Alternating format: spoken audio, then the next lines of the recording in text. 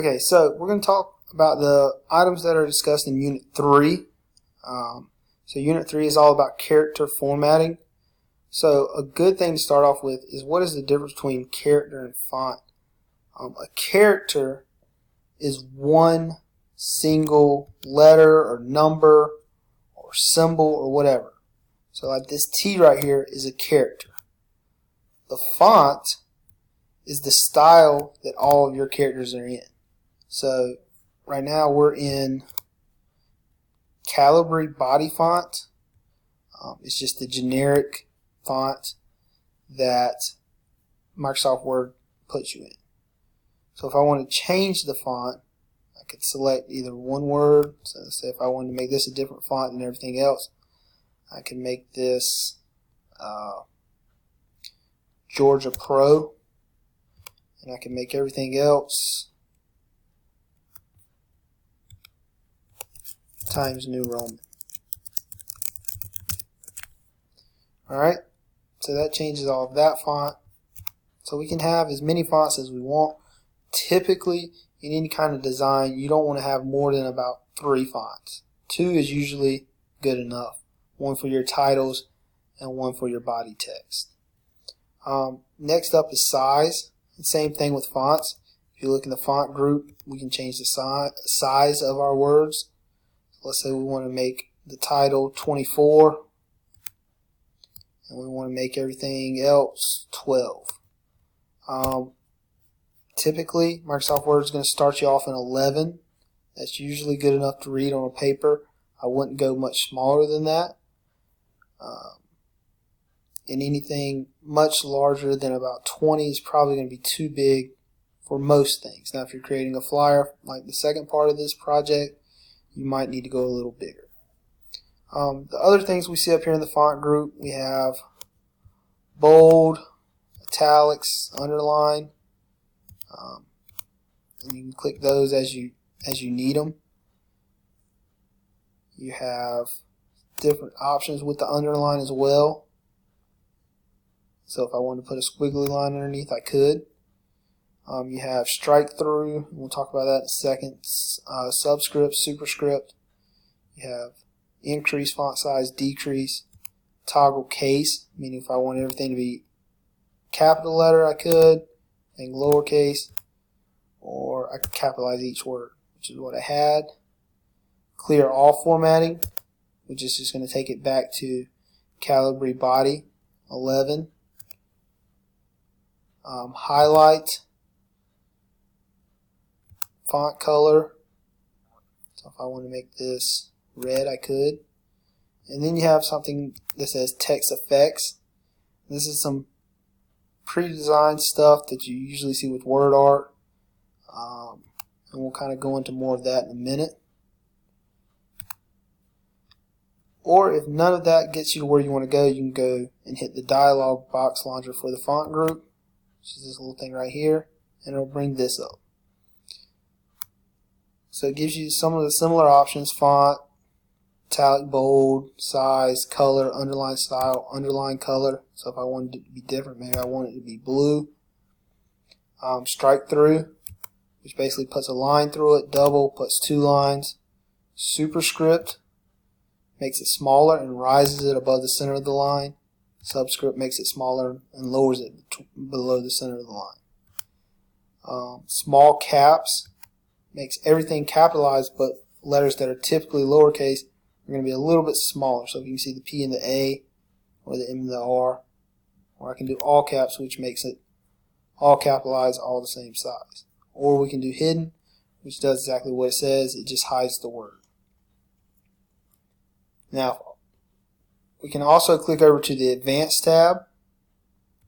And a few things I want you to see on this are these 3 things at the top: scale, spacing, and position. So scale makes your font style smaller and kind of condenses everything, or it can make it everything bigger.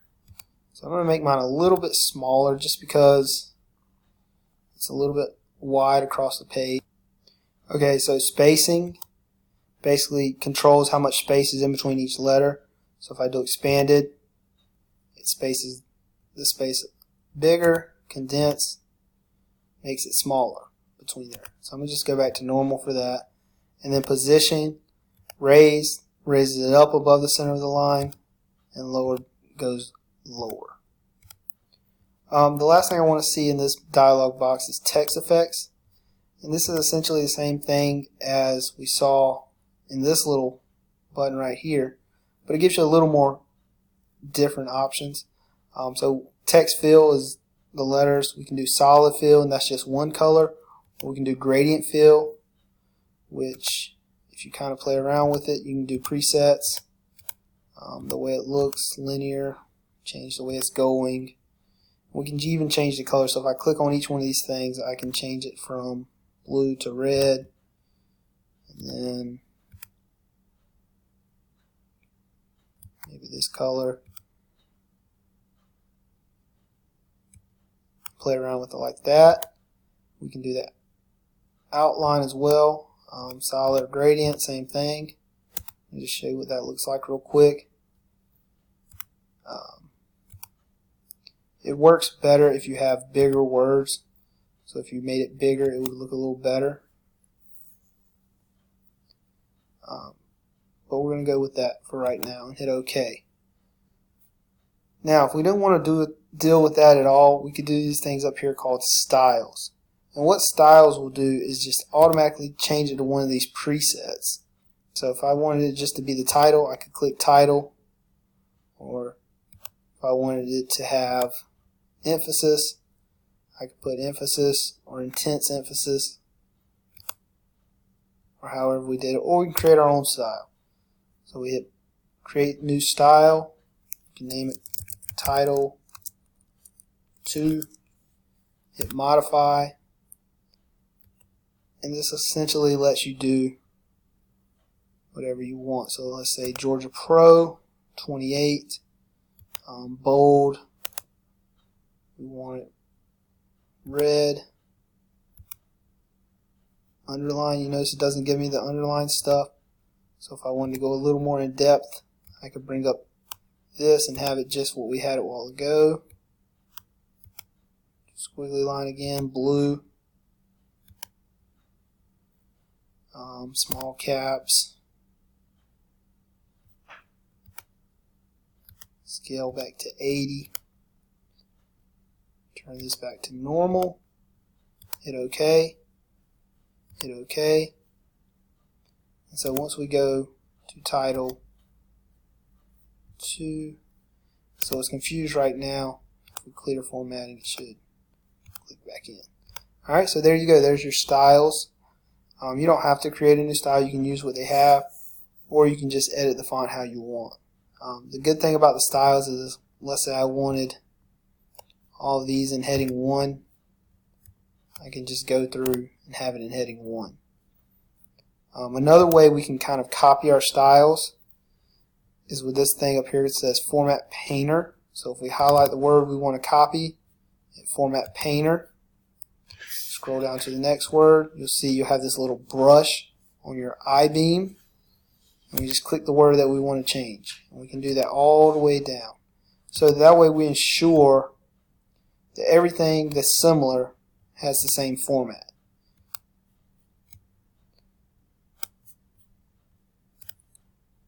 We don't have to worry about it being different or forgetting the font or the size or whatever. So we have all of that already set and good to go. Now, for the next part, I'm going to cut this real quick. And I'm going to put it, instead of having it the way it was, I'm going to put it in to some word art. So I'm going to click over to the Insert tab. I'm going to go to this little slanted A. It says Insert Word Art. I'm going to pick this one right here. And you'll notice a box comes up. So this now is an object. So in this object, we're going to paste what we have put in. If I hit the right button, I'm going to paste what we had in our other thing. And notice it changed that. So I'm going to go back to merge formatting. And so once you have it like this, you can still change it up. Like I'm going to make it a little smaller.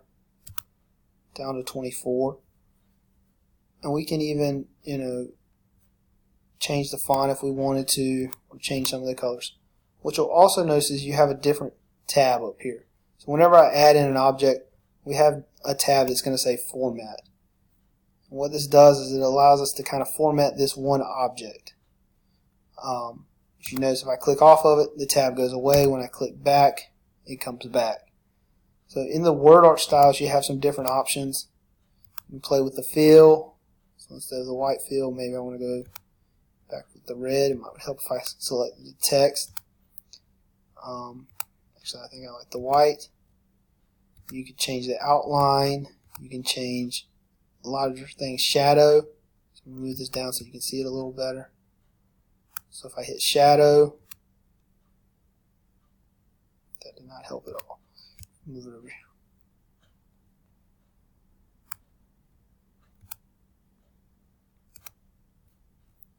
So now let's try it again. So if I hit shadow, it shows what it looked like if it had different shadows. Reflection, same thing. Glow, bevel, which kind of gives it a textured look. If it were bigger, you could see it a little better. 3D rotation or transform. I'm going to put a little transform on it, make it look a little wavy.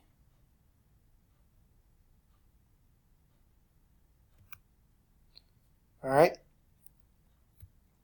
so now that's word art. And so what I did with the layout was just put it on top and bottom.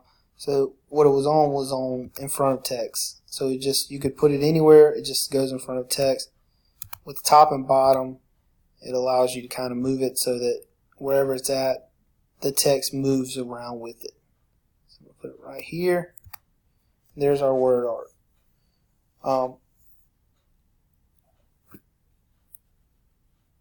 The last thing I'm going to show you from Unit 3 is insert text from another file. So let's say we had another file that we wanted to add the text from it into here. So I'm going to do is create a new page, just hit enter, get to the top of a new page, and I'm going to insert text from my flyer page. So it's all in one document. So I'm going to click over to the Insert tab, and I'm going to go all the way to the text group. And this one in the bottom right of the text group, when you hover over it says Object, we're going to click the little down arrow, click Text from File. So then if I find the file that I want, and just double click, automatically inserts the text from that file into the new document. So now I have it all in one document. Alright, so that's pretty much all of Unit 3. I'm going to just save it, and there we go.